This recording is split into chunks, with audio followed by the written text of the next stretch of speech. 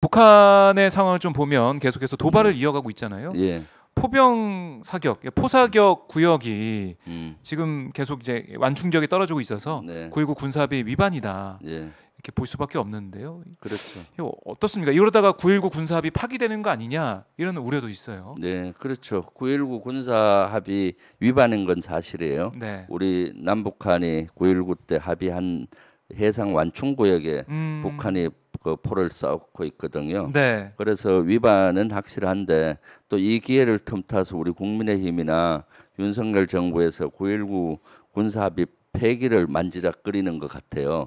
이것은 대단히 우려하는 지점이죠. 네. 첫 번째, 북한은 일단 이러한 도발이라든가 위협 수위를 높이는 것을 중지해야 되는 것이고, 그렇죠. 이것은 결코 우리 한반도 평화에 도움이 안 되고 북한에게도 도움이 안 되겠죠. 그래서 우리 민주당에서 이걸 강하게 규탄하면서도 중지하도록 계속 요구는 북한에 하고 있습니다. 네.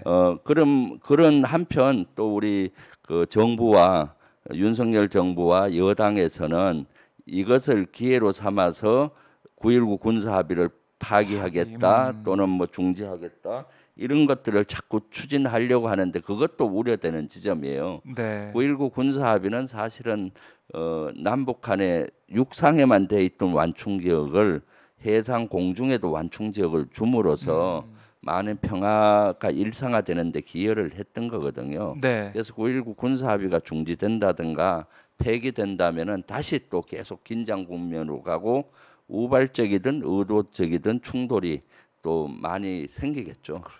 그럴 수밖에 없죠. 네. 그래서 군사 합의가 있음으로 인해서 그동안 네. 이 완충 작용을 해왔는데 북한의 이제 도발이 이어지고 네. 있는 데다가 지금 정부 야당에서 강경한 네. 목소리가 나오고 있어서 결국 9.19 군사 합의가 파기되는 쪽으로 가는 게 아니에요. 그렇게 된다면 정말 상상하기도 싫지만은 국지전 네.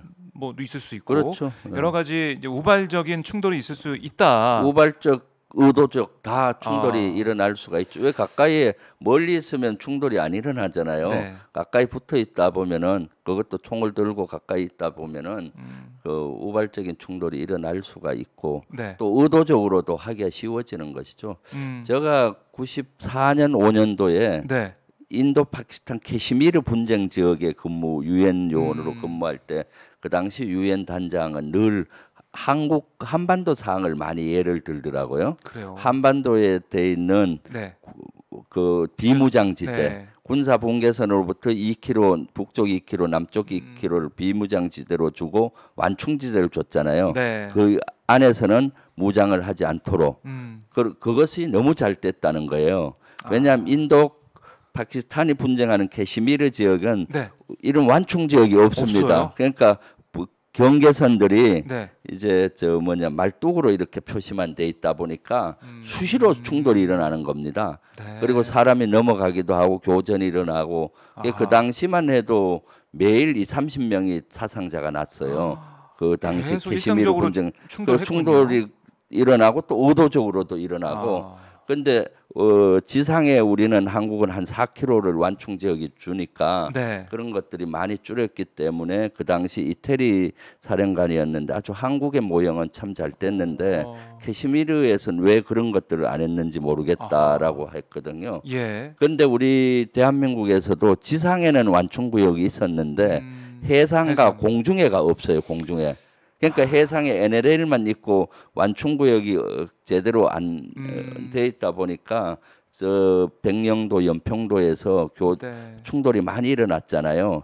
그런- 우발적인 충돌도 일어나고 또 의도적인 충돌도 일어나고 네. 이렇게 하다 보니까 당장 피해가 그 백령도 연평도 또는 접촉 지역의 주민들에게 피해가 가잖아요. 그랬죠. 뭐 조업하다가 갑자기 들어와야 되고 네. 조업하면서도 여러 가지 불안하고 그래서 이번에 완충 지역을 9.19 군사 합의를 통해서 네. 현실화한 겁니다. 지상도 6.25가 끝나고 무기 체계가 거리가 짧았잖아요. 네. 포병도 기껏 해봐야 11km밖에 안 가던 시대. 지금은 포병 사거리가 엄청나게 길어지고 그렇죠. 무기 사거리가 길어졌기 때문에 거기에 맞게 네. 지상, 해상, 공중에 설치를 함으로써 사실 평화가 일상화됐는데 이것이 다시 북한이 또 이것을 계속 도발을 위반을 하고 있고 여기에 또 우리 정부도 이걸 폐기나 중지를 만지작거리고 있어서 네. 많이 우려되는 지점입니다.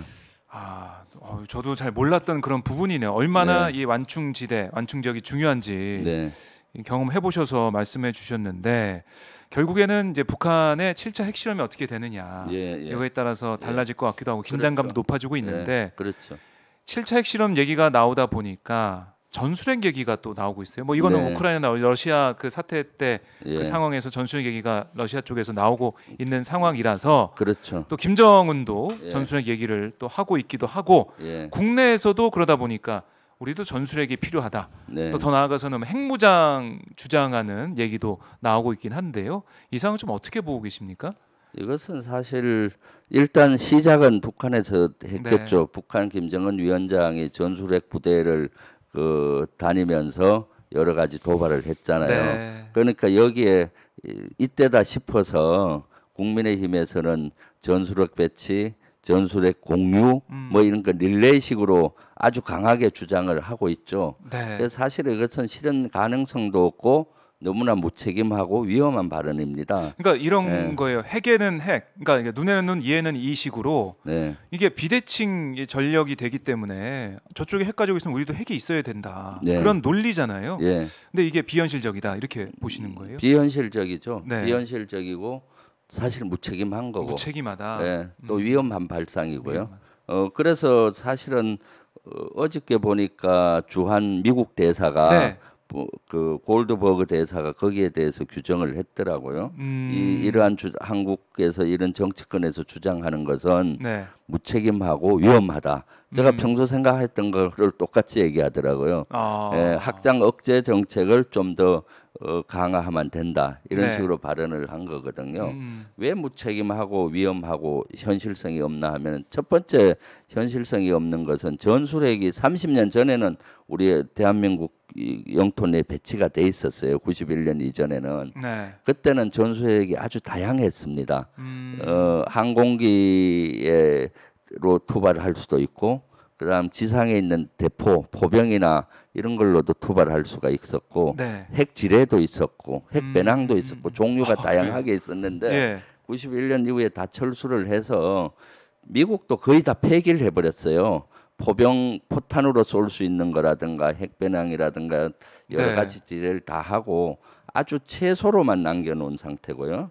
그 예를 들어 잠수함에서 발사하는 정도 또는 항공기에서 투하하는 것 정도는 아주 소량으로 남겨놓았다고 들었어요. 네. 그리고 이제는 30년 전보다는 투발 수단이 원체 발전이 돼 있잖아요. 네. 그렇기 때문에 굳이 한반도에 안 갖다 놔도 충분히 그런 효과를 할 수가 있는 겁니다. 뭐 대응은 할 수 있다. 예, 예. 그래서 실현 가능성이 없다는 것은 이것은 우리 무기가 아니고 미국이 갖고 있는 무기잖아요. 네.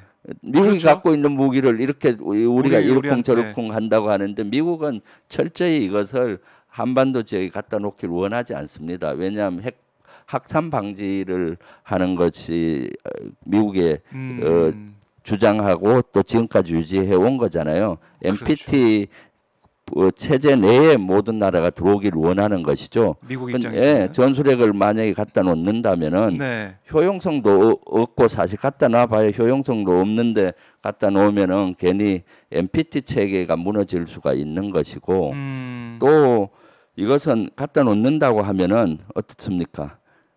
이건 공군 비행기장 부근에 갖다 놔야 되는데 그렇죠. 어느 지자체가 이것을 허용을 하겠습니까?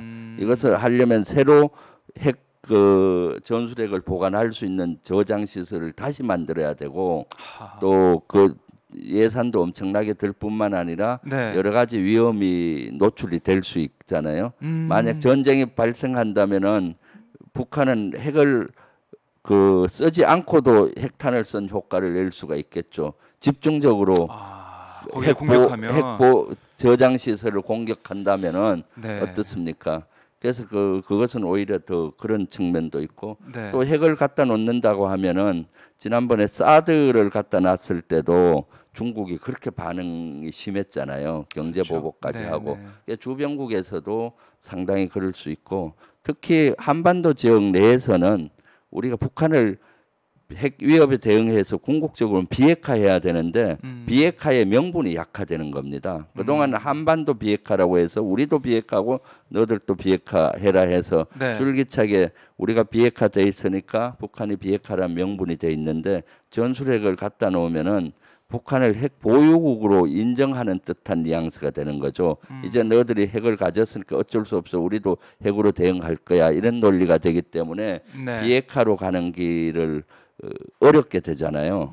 그리고 그러니까 이런 핵을 전술핵을 갖다 놓는다면은 긍정적인 효과도 있지만 부정적인 효과가 더 큰 거죠. 경제적으로 어려워지고 북한을 비핵화시키기도 어렵고 뭐 이런 여러 가지를 고려하지 않고 네. 하기 때문에 저 무책임하다고 얘기하는 겁니다. 아하, 위험하고 그리고 무책임하다. 골드버그 미국 대사조차도 네. 이렇게 얘기를 하잖아요. 미 그러니까요. 국무장관도 여기에 대해서 부정적으로 얘기했어요. 전술 공유보다는 그건 안 된다는 네. 뉘앙스로 얘기하면서 확장 억제를 네. 강화해야 된다는 식으로 얘기를 김명주 했죠. 의원과의 생각이 똑같네요. 네, 그렇죠. 혹시 뭐 통화하셨나요? 골드버그에서. 그러니까 그 사실은 지금은 굳이 전술핵을 한반도 지역에 배치하지 않더라도 미국의 핵 잠수함이 한반도 지역에 오면 대응할 수 있는 거고 네. 미국 본토 등 감에서 언제든지 핵으로 보복을 할 수가 있는 거고 네. 핵 억지력을 가질 수 있는 시스템입니다.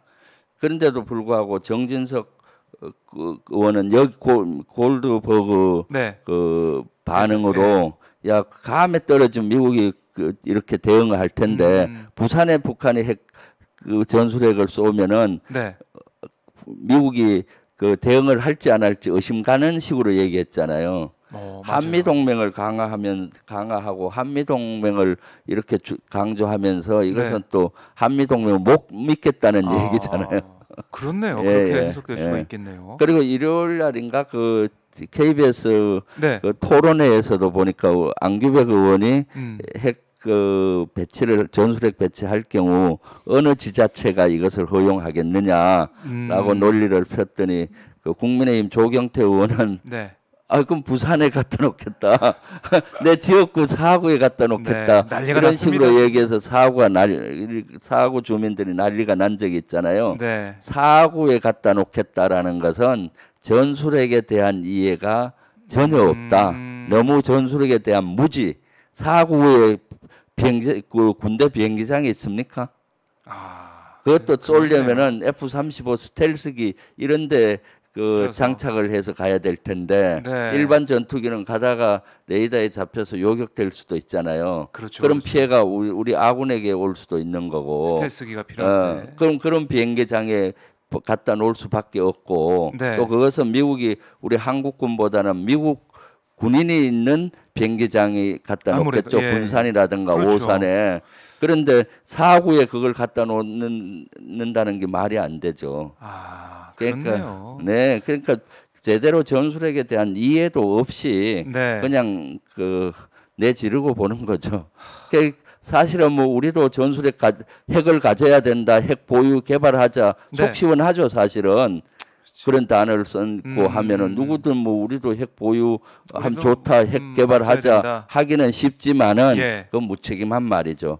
그걸 하려면은 경제적인 이런 거라든가 제재라든가 이런 걸 다 감수를 해야 되는 거고 거기서 네. 오는 모든 걸 감수해야 되는데 그게 가능하겠습니까? 우리가 그러면 경제가 먼저 무너질 텐데. 네. 예, 그러기 때문에 무책임한 말이죠. 아무리 이제 정치 지도자들이 속 시원한 얘기라고 해도 네. 안보에 영향을 미치는 종합적인 사항, 이것이 안보와 경제에 미치고 종합적인 걸 보고 신중히 발언을 해야 되는 것이죠. 그렇네요. 그래서 이제 핵 포퓰리즘이다 이런 네. 단어까지 등장을 하는 것 같아요. 네. 우리가 만약 핵 무장을 하게 된다고 하면 네. 일본은 어떻게 할 것이고, 그렇죠. 대만은 어떻게 할 것이고, 그야말로 한반도가 화약고가 될 수밖에 없는데 네. 이걸 미국이 용납을 안 하겠죠. 당연하죠. 네. 그러니까 이게 좀 현실성 없는 얘기를 이제 그만하고 결국에는 국민의힘 입장에서는 지지층 결집이나 이거 좀 속 시원한 아까 말씀하셨듯이 네. 속 시원히 지르는 네. 그런 용도로 쓰는 것 같은데 이제 좀 그만 해야 된다. 무책임하고 무책임하다. 너무 우리 국가를 위험의 도가니로 빠뜨리는 네. 거죠. 경제적인 위기, 안보적인 위기로 그렇죠. 빠뜨리는 그런 발언들은 좀 네. 자제하고 신중을 기해야 됩니다. 알겠습니다. 이 핵 얘기가 이제 더 이상 안 나와야 될 텐데 또 네. 국민의힘에서는 어떤 또 반응을 보일지 예. 보겠습니다. 정진석 위원장의 그 페이스북 글 같은 의견이 계속 네. 나올지는 저희가 네. 지켜보도록 하고요. 참 이 동북아 정세가 좀 녹록치 않은 상황인데 지금 보면은 중국도 그렇고 네. 미국도 그렇고 뭔가 격변기라고 해야 되나요? 격변기죠. 뭐 그렇게 좀 볼 수 예. 있는 거죠. 예. 네. 지금 당장 이번 주가 중국 입장에서는 격변기고요. 아마 시진핑이가 3년임이 이제 이번 주 최종 확정이 되고 네. 그럼 또 중국의 새로운 정책 방향이 결정이 되고 지도부가 새로 결정이 되기 때문에 큰 영향을 가는데 특히 제20차 당대회에서 네. 시진핑이 업무 보고할 때 보니까 대만을 무력 통일하겠다라는 뉘앙스로 얘기한 맞아요. 것을 저는 대단히 우려하는 지점으로 봤습니다. 대만 문제도 있죠. 네, 예. 네. 그러니까 앞으로 대만 문제에 대해서는 더 강하게 대응하겠다라는 거 아닙니까? 무력 통일까지 감행하겠다는 거기 때문에 이번 주 그 시진핑이 3년임 되고 중국이 앞으로 4년, 5년의 정책이 정해질 텐데 네. 그것이 또 하나의 큰 변수고요. 미국은 11월 8일이 중간 선거가 있습니다. 중간 선거는 하원 의원들은 다 새로 뽑는 거고 네. 상원 의원들은 한 3분의 1 뽑고 주지사도 한 반 이상을 새로 뽑습니다. 네. 그러니까 바이든의 또 중간 평가도 되고요. 그렇네요. 거기에서 바이든과 미국의 여당인 민주당이 조금 더 그 다수당으로 되면은 바이든의 정책을 추진하기 쉬울 텐데 네. 소수당으로 전략하게 되면은 또 여러 가지 어려움이 있겠죠. 그래서 11월 8일 또 미국이 앞으로 어떻게 변할지 바이든 정부의 후반기 정책이 어떻게 될지 이런 것들이 결정되겠죠. 네. 네. 결국에는 이 중국과 미국의 이런 상황을 지켜보게 되는 게 네. 이 상황을 앞두고 전후로 해가지고 북한이 7차 핵실험할 수도 있다. 네. 이런 뭐 국정원의 이제 보고도 있긴 했는데 그렇죠. 이게 다 연관이 돼 있다고 다 볼 수가 연관이 있겠죠? 돼 있죠. 예. 북한은 사실은 대내 변수도 있지만 대외 변수가 많이 작용을 하는 거죠. 네. 지금 사실은 미국이라든가 세계는 북한에 관심 가질 겨를이 없죠. 우선순위에 북한이 밀리고 있습니다. 그럼- 우크라이나 전쟁 때문에 네. 모든 것은 우크라이나에 많이 가 있다 보니까 또 지금은 우크라이나 전쟁으로 인해서 러시아, 중국이 같은 편으로 가 있고 또 이렇게 돼 있다 보니까 유엔 안보리에서도 분열돼 있잖아요. 네. 그러니까 오히려 김정은 위원장은 그런 것들을 잘 나름 활용을 해서 7차 핵실험을 하더라도 아하. 안보리 경제 제재나 안보리 차원의 제재가 어려울 것이다라고 판단하고 이런 것들을 잘 활용할 수가 있겠죠. 네. 예. 그래요. 그래서 그런 지점을 우리가 잘 대비해야 되고 먼저 7차 핵실험을 하지 않도록 네. 정부 차원에서도 강하게 좀 요구를 할 필요가 있고 또 계속 강대강으로만 갈 것이 아니라 한편으로는 군사 대비 태세를 강화하면서도 네. 한편 물밑에서는 미국하고 또 북한하고의 접촉을 해서 네. 긴장 완화를 하는 방안을 계속 가야 할 텐데 현 윤석열 정부에서 그런 긴장 완화 노력이 보이지 않아서 많이 우려되죠. 그래서 전쟁의 위협이 한반도에 점점 높아져 가고 있는 것이 네. 가장 우려하는 지점입니다.